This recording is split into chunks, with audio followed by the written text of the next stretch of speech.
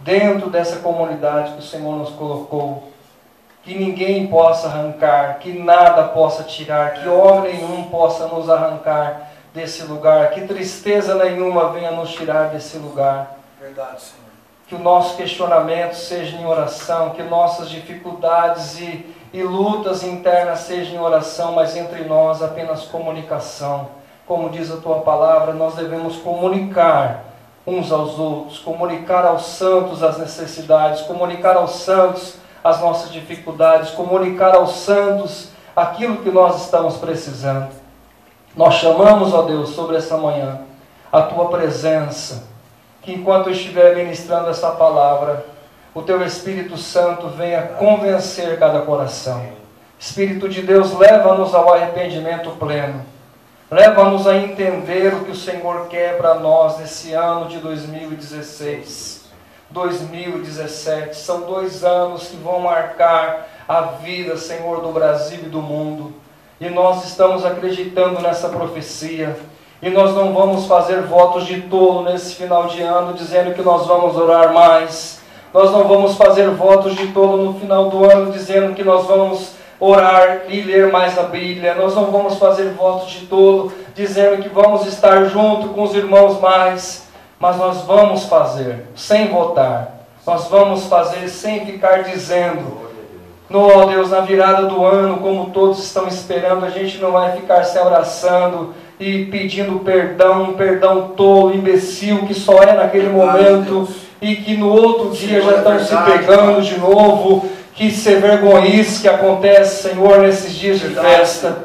Nós não queremos isso para nós, nós somos cristãos, nós não somos pagãos, Senhor. Nós não fomos chamados para essa safadeza, para essa ser vergonhice que está acontecendo. Pessoas estão postando frases lindas de amor, mas no coração de verdade está querendo brigar, está querendo se afastar, está querendo dar o troco, está querendo se vingar. Nos livra, Senhor, desse mal. Nesses dias, Senhor, nós queremos estar concentrados em oração. Fechar a porta do nosso quarto, falar mais contigo. Sentir mais a Tua presença, envolver mais em oração. Assim como o Senhor tem nos levado a orar, Deus, leva-nos mais. Enche nosso desejo, Senhor, de estar orando, de estar clamando a Ti, se dedicando mais a Ti em oração. Nós pedimos, ó Pai, perdão ao Senhor, por todo o tempo gasto, Senhor, que não foi na Tua presença. Como nós lemos no quadro, Senhor, da luz do Senhor, na segunda-feira, o dízimo de nosso tempo seria 2 horas e 40 minutos por dia. Nós não oferecemos nem 10 minutos ao Senhor. Nós não oferecemos nem 20 minutos ao Senhor. Se fôssemos contabilizar espiritualmente, nós estaríamos devendo. E nós somos devedores, nós somos réus e réus confessos diante do Senhor.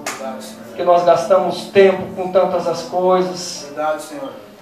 Mas nós estamos, ó Pai, nos arrependendo diante de Ti, pedindo, nos perdoa, porque nós estamos devendo tempo a Ti, estamos devendo dedicação a Ti. Nos ajuda, Senhor, nos ajuda, em nome de Jesus. Amém, queridos? Ageu, capítulo de número 1. Alguém com a voz forte, sendo homem ou sendo mulher, que possa ler. São apenas 11 versículos. Quem pode ler para mim? Por favor.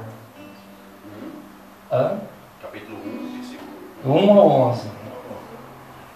No segundo ano, no rei Dário, no 6º mês, no 1º dia do mês, veio a palavra do Senhor pelo ministro do profeta Ageu, Zorobabel, filho de Sealtiel, príncipe de Judá, e a Josué, filho de Josedaque, sumo sacerdote. Assim diz o Senhor dos Exércitos: esse povo diz, não chegou ainda o tempo em que a casa do Senhor deve ser edificada. Veio, pois, esta palavra do Senhor pelo ministro do profeta Ageu: acaso é tempo de habitar nas vossas casas educadas, enquanto essas casas permanecem ruínas? Ora, pois assim diz o Senhor dos Exércitos: aplicai o coração aos vossos caminhos. Semeais muito e recolheis pouco. Comeis, porém não vos fartais. Bebeis, porém não vos saciais. Vestivos, porém ninguém se aquece. O que se recebe salário, recebe-o num saco furado. Assim diz o Senhor dos Exércitos: aplicai o vosso coração aos vossos caminhos. Subi ao monte, trazei madeira, edificai a casa, e dela me agradarei, e serei glorificado, diz o Senhor. Olhastes para muito, mas ei que alcançastes pouco. E esse povo, quando trouxeres para casa, eu com açougue os dissiparei.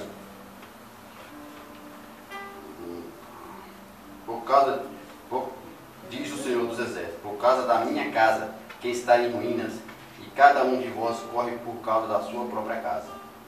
Por isso o céu sobre os vossos retém seus orvalhos, e a terra retém seus frutos.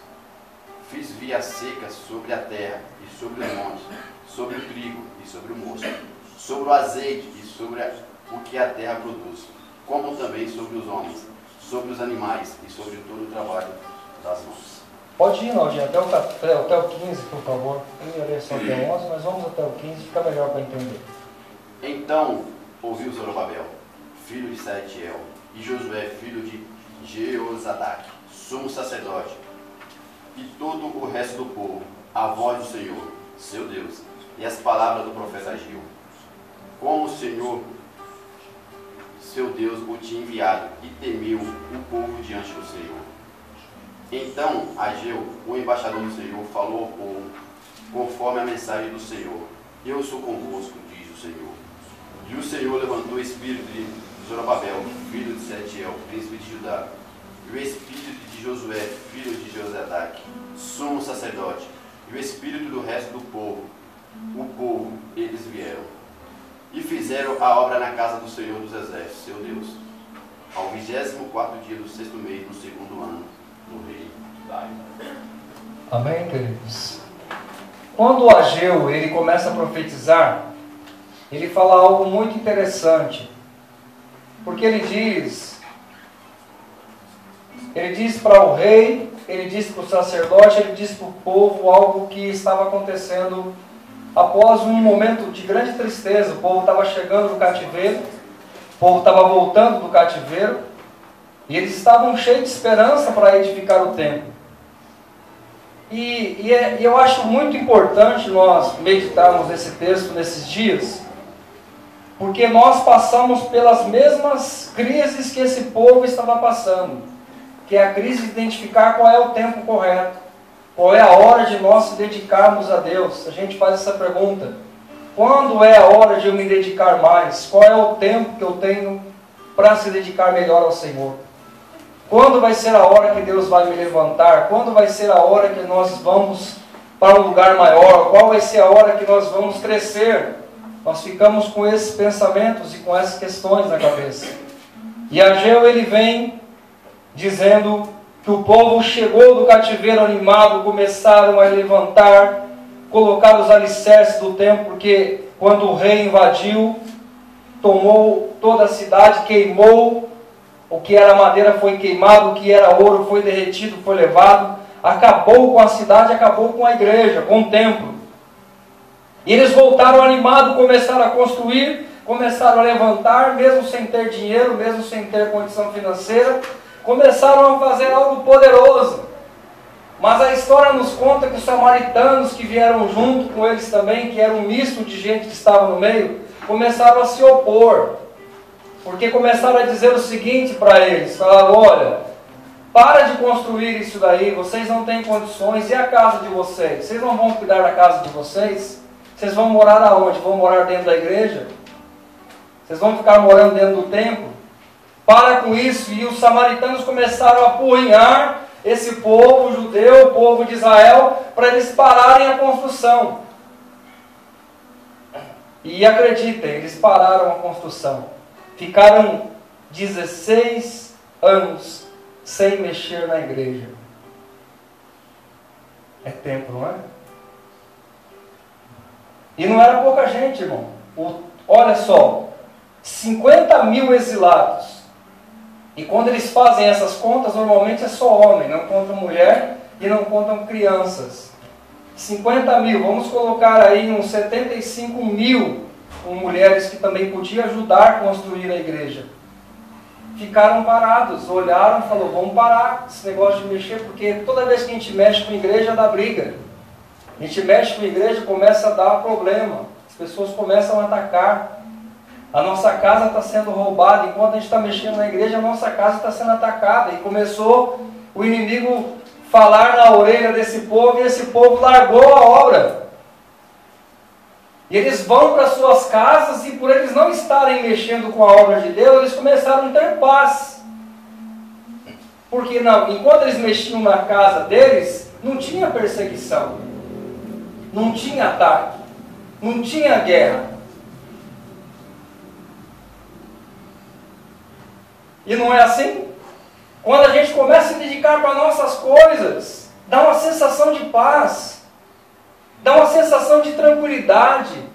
A gente não sente opressão, a gente não sente seta, a gente não sente a afronta do inimigo. Nós ficamos livres de ser atacados pelas trevas, porque nós estamos cuidando daquilo que é nosso, e dá uma sensação de tranquilidade em nós. Mas é nós abrirmos o nosso coração e começar a mexer em qualquer coisa da casa do Senhor, a gente sente um ataque. Começamos a ouvir a voz do inimigo dizendo, para, deixa disso. Você vai morar dentro da igreja, você vai ficar servindo aí o seu pastor, vai ficar servindo a sua comunidade, para com isso, deixa de mexer nisso. E o inimigo começa a investir e a gente perde a paz. E é nessa hora que nós recuamos de novo e ficamos cuidando de nossas coisas. E é nessa hora que a gente começa a pensar, eu preciso estudar mais. A gente começa a pensar, eu preciso investir mais nessa parte da minha casa aqui que está, eu vou juntar dinheiro para cuidar disso. Porque nós fomos afrontados mexendo na obra e nós recuamos e voltamos para nossas coisas. E Ageu vem e começa a falar com esse povo. Irmão, são 50 mil. Daria para levantar esse templo em quanto tempo? Muito rápido. Lá naquele programa que tem do Gugu Liberato, em quanto tempo eles levantam uma casa? Uma semana? Tem mais ou menos quantos trabalhadores lá? Vamos colocar 100. Por aí, né, Renato? 100. Quantos que são aqui que eu disse para vocês? 50 mil. Daria para levantar no templo ou não daria? Só que havia um problema muito sério aqui. Qual era o problema? O rei, que tinha como fornecer material, também estava cuidando do seu palácio. O sacerdote, que era aquele que cuidava da parte espiritual, também estava cuidando da sua casa. E logo o povo olhando o rei e o sacerdote, o povo também foi cuidar da sua casa. E aí Ageu chega nessa situação e ele começa a falar para aqueles irmãos, vocês precisam voltar a reconstruir a casa de Deus. O segundo templo estava intacto por 16 anos. É claro que você olhar para o templo de Salomão e olhar para um templo que eles tinham na mão, com o tempo de material, com o tempo de trabalho, com tudo que eles tinham de recursos, não chegava nem aos pés do templo de Salomão. Só que eu acho muito interessante no capítulo 2 que Deus disse que a glória do segundo templo ia ser maior do que a primeira. E Deus não estava dizendo de beleza, Deus estava dizendo de presença de Deus. Deus estava falando, a minha presença vai ser maior, porque na primeira tinha pompa, na primeira tinha ouro, na primeira tinha quantidade, tamanho, bens, tinha tudo, mas a minha presença havia saído pelos umbrais da porta. E eu estava dizendo, eu quero uma casa onde a minha presença esteja. Pode ser uma garagem, irmãos, como o pastor vem dizendo aqui. Mas se a presença de Deus estiver aqui, é aqui que eu quero estar. Quantos querem estar onde a presença de Deus está? Não adianta ter ouro, não adianta ter estrutura, colunas, vigas, tudo armazenado, tudo lindo, se a glória de Deus não está lá, se tem corrupção, se tem prostituição, se tem adultério, se tem fama, se tem desgraça lá dentro, é melhor estar numa garagem, mas estar sentindo essa glória que eu estou sentindo aqui, a presença de Deus, a glória, a graça do Espírito Santo. E Deus estava dizendo para aquele povo, vocês precisam entender que é a glória da minha presença que vai fazer a diferença. Mas vocês precisam ter um lugar. Vocês precisam se dedicar a um lugar. E o povo estava adormecido. Por que, irmãos? Ele diz para aquele povo considerar o passado. Ele repete 3 vezes. Considerem o vosso passado. Considere o vosso passado. 3 vezes. Considere o vosso passado. Porque há 16 anos atrás, aonde o povo estava? Comendo do que o inimigo dava. Muitos tinham as suas mulheres abusadas, estrupadas. Se você buscar a história, você vai ver o que acontece em cativeiro. Crianças eram usadas como empregadas de casa. Se você ver a história de Naamã, foi uma menina que falou para Naamã a respeito do profeta. Então as mocinhas eram usadas para fazer faxina em casa. Ou seja, eles estavam numa desgraça total. E Ageu vem dizendo, considere o vosso passado. Vocês estavam numa desgraça total há 16 anos atrás. O Senhor está perguntando para vocês aqui, vocês lembram 16 anos atrás, aonde vocês estavam? Era boa a situação de vocês? A minha não era, irmão. Não era nada boa. E o profeta está falando para Israel e a voz dele ainda ecoa até hoje, dizendo, você lembra? Considere o seu passado. Considere o que você fazia, considere o que você sentia, considere o que você passava, considere o seu passado. E por que ele está dizendo isso? No versículo 1, uma coisa que parece ser simples, mas ele diz, veio a nós a palavra do Senhor. Parece ser algo simples, mas não era, irmão. Fazia 70 anos que Deus não falava porque o povo estava no cativeiro. Hoje o culto pentecostal, hoje todo mundo fala, Deus está falando amém, todo mundo não fala amém. A gente acha que é simples assim. Mas na verdade Deus não havia falado há 70 anos. E quando veio a Ageu, ele corre no meio do povo, no meio de uma reunião que está todo mundo junto, os líderes, ele diz, veio a mim a palavra do Senhor. Todo mundo falou, puxa, Deus falou com você, varão. Deus falou comigo. E ele repete toda vez, assim diz o Senhor dos exércitos, o Deus da guerra, o Senhor que pelejou as suas pelejas, que tirou vocês do cativeiro. É Ele que está falando comigo. Você pode afirmar isso hoje aqui, nessa manhã, dizendo, Deus falou comigo. Você tem uma promessa de Deus na sua vida? Você tem? Rony, Maico aqui. Você tem, Maico? Tem, Rony? Tem, Luiz? Você pode afirmar com convicção, Deus falou comigo? Não cria uma dúvida quando eu pergunto de novo? Você tem certeza que Deus falou com você? Aí cria mais dúvida ainda. Mas Ageu sai no meio do povo e diz, Deus falou comigo, veio a mim a palavra do Senhor. E qual foi a palavra do Senhor que veio para ele? Ele falou, levantem a igreja, façam o templo.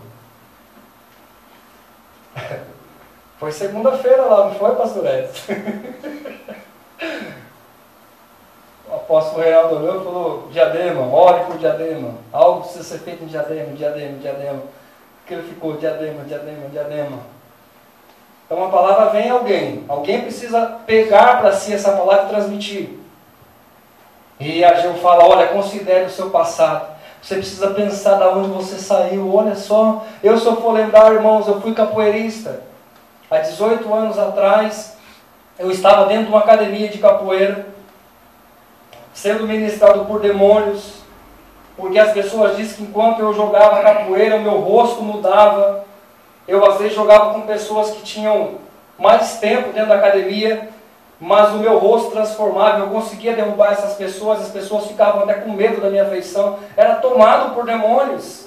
Olha onde é que eu estava, Renato, envolvido com Com tudo isso, com toda essa perturbação, 16 anos atrás, 18 anos atrás, estou usando 16 aqui do texto, mas é 18 anos atrás, até que Deus manda uma criança dentro da academia, no meio do intervalo do treino, eu dava aula para as crianças, e no intervalo do treino dos adultos, eu ficava treinando ainda. Minha vida era treino, treino, treino, treino. E a criança sentou no meio da roda, cruzou o bracinho e falou: você precisa parar e vir falar comigo. Eu falei: eu não tenho tempo, preciso fazer os movimentos aqui. Senta lá com a sua mamãe. E ela falou assim para mim: não, eu quero que você pare. Eu quero falar com você. Ela falou: você já não sabe fazer estrelinha? Ela usou a linguagem de criança, é claro, né? Sei, faz aí, eu fiz estrelinha. Sabe fazer tal coisa? Sei. Por que você não para então e vem falar comigo? E aquela criança me inquietou com aquela palavra: você não para. Eu já tinha ido para o culto. Primeira vez que eu fui para o culto, evangelho. E ela cruzou o bracinho e falou: já vi que desse jeito eu não vou conseguir te tirar daí. Aí piorou, ficou na minha cabeça mais ainda. E essa criança saiu quando eu estou no culto, no outro domingo lá, não sabia orar ainda, segundo culto que eu fui. O Senhor me deu uma visão. Me mostrou o berimbau na mão, que é o instrumento que nós usávamos na capoeira, e mostrou a Bíblia. E perguntou: qual dos dois instrumentos você quer? E ele, com o berimbau, ele mostrou uma academia com uns 50, 100 alunos com a mão para trás, com a roupa, tudo lá. E ele falou: aqui tem pessoas que são ex-drogados, ex-viciados, você pode ajudar essas pessoas através da arte, de uma forma diferente. Ou você quer esse instrumento. Quando ele abriu a Bíblia, irmão, tinha gente demais. Tinha outro país, tinha hospital, tinha inúmeras coisas. Eu disse para o Senhor: eu prefiro esse instrumento, a Bíblia. E a partir daquela hora eu comecei a ler a Bíblia Sagrada, a examinar as Escrituras, e quando eu cheguei na academia eu já não sentia mais gosto, não sentia mais vontade. Todo mundo lá malhando e eu: não está legal isso aqui, está meio ruim isso aqui. E aí foi um dia que eu cheguei com o mestre e falei: mestre, não dá mais. Ele falou: mas por que não dá mais? Ele falou: porque eu conheci Jesus e eu preciso seguir Jesus, eu quero seguir Jesus. E ele falou assim para mim: olha, já perdi aluno para droga, já perdi aluno para mulher, mas perder aluno para Jesus. Ele falou: legal, vai, Deus abençoe, vai com Deus, e caguia no pescoço tudo. Aí depois ele conta que depois ele se converteu também ao Evangelho, conta que entrou, chorou muito, porque eu era um dos braços direitos dele na academia, chorou pra caramba, porque estava perdendo um aluno para Deus, né? Mas depois desse tempo, eu voltava para a academia para evangelizar eles. Eu lembro que um dia, numa sexta-feira, a academia estava cheia de pessoas, e era roda, dia de sexta-feira é dia de roda, então vem a academia de fora, e ela estava lotada, gente de pé, aonde é o espaço criança hoje, não sei se os irmãos conhecem, aqui em cima, né? Aqui embaixo, né? Isso, ali todo em cima era a academia, estava lotado de gente. E eu estava em oração já tinha sido batizado com o Espírito Santo, e ele chegou e falou assim, no meio da roda de sexta-feira: vem aqui, meu apelido era Pica-Pau. Não sei porquê, não sei porquê. E ele: vem aqui contar o que Deus fez na sua vida. Olha só, pastor, a academia é lotada de gente. E ele pega o berimbau aí, canta uma moda aí, vai contando a sua história. Eu comecei. No ano de 1997, conheci a capoeira, o mestre, tal, igual eles faziam lá. Aí quando chegou na hora que eu fui contar o testemunho, já não estava tocando mais, já estava de pé. Quando eu olho, já tinha gente chorando. A pessoa chorava de soluçar, e eu comecei a falar: Jesus, ele veio aqui dentro da academia me buscar. Ele me mandou aqui nessa sexta-feira para buscar você também. Um dia Jesus vai voltar a buscar a sua igreja. Você está preparado? Se você morrer hoje, para onde você vai?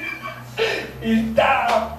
E glória a Deus, depois de um tempo, foi mestre, foi os alunos, se converteram, muita gente se converteu ao Evangelho. Mas há 16, 18 anos atrás eu vivi essa vida, pensando em suicídio, pensando em largar tudo, pensando em só beber, em bebida. Não é? Era aquela vida doida, prostituição, academia, cheia de mulher. Então o profeta Ageu, ele vem através desse texto, dizendo para nós: pense de onde você saiu. Pense de onde Deus tirou. Pense quem você era. Pense, considere o seu passado. Porque quando você considera o seu passado, a pastora contava algumas coisas aqui na aula. Já pensou aquilo que vocês viviam? Né? Quantas dificuldades. O pastor contando dos buracos que ele cavava. Que dificuldade é aquela? Então, quantas coisas nós já passamos? E por que agora, na hora que nós já estamos já prontos, livres dessa situação, nós não vamos se dedicar à obra? Nós não vamos se dedicar a Deus. Nós vamos dar as costas para Deus e dizer: Deus, agora que eu já estou bem, já estou legal, estou com saúde, curado, liberto, agora eu vou curtir a minha vida. Uhul! Tchau, Deus! A Gil está falando: não, gente, não façam isso. E eu acho interessante o povo judeu, que o povo judeu, eles são, nessa área de comércio, de vendas, eles são feras. Porque eles chegaram sem ter um centavo, mas com 16 anos, diz aqui, o texto, que até o irmão Maldinho falou aí, sobre casa estucada. Né? O estuque é uma massa branca ou policroma composta de cal, areia fina, é uma espécie de um gesso misturado, usado em vários tipos de ornamentos elevados, exteriores, tetos e externos. É de origem oriental e era aplicado na arte romana. Divulga-se através desse homem aqui chamado João Grossi. Em 1766 o estuque ele foi aplicado nas primeiras casas e só utilizava isso em palácios. E o que a Geu estava dizendo? Vocês prosperaram, vocês cresceram financeiramente, já estão usando estuque nas suas casas, mas a casa de Deus, como que está a casa de Deus? Na minha versão está empenelada. Deixa eu ver se é isso mesmo. Qual a versão que tem essa versão aí? Em vez de estuque. Acho que é apaineladas. Versículo 4. Qual que está na sua versão aí? Procura aí, Lucas. Tem a outra versão aí? A minha está apaineladas. Tem a sua também assim? Eu fui pesquisar essa palavra. É estofadas. Eles usavam estofados nas suas casas. O acabamento de suas paredes, do seu piso, tudo, era coisa que se usava em palácio. Não era qualquer pessoa que tinha isso. E eles, com 16 anos, eles arrebentaram nas suas casas. E aí Ageu chega procurando a igreja, ele olha para a igreja no meio, em ruínas. E ele olha para a casa do irmão do lado, baita de um palácio. Ele olha para a casa do outro lado da igreja, baita de um palácio. Ele é convidado para tomar um café. Quando ele chega lá, a almofada, o estuque, né? Gesso, tudo zerado. E ele olha e fala: tem uma coisa errada. E a casa de Deus no meio em ruínas? Vazia. Ageu botou para arrebentar. E é interessante que ele vai direto na cabeça do líder. Quem era o líder? Era o rei. Porque o rei que fornecia dinheiro, porque o povo investia na cidade, investia no bairro, investia no país, e o rei tinha que reverter isso. Mas o rei estava adormecido, cuidando somente do seu palácio. E por que, irmãos, nós temos que considerar o nosso passado também? Porque quando Ageu ele profetiza, ele marcou data. Olha o que ele diz aí, no versículo de número 1. O que ele está dizendo? No segundo ano, 6º mês, 1º dia. Eu quero desafiar você aqui a marcar aquilo que Deus fala com você com datas, com mês, com ano. Escreve no seu caderninho, faça um caderninho de anotações. Deus falou comigo, eu vou marcar isso. O Senhor falou comigo, eu vou anotar isso.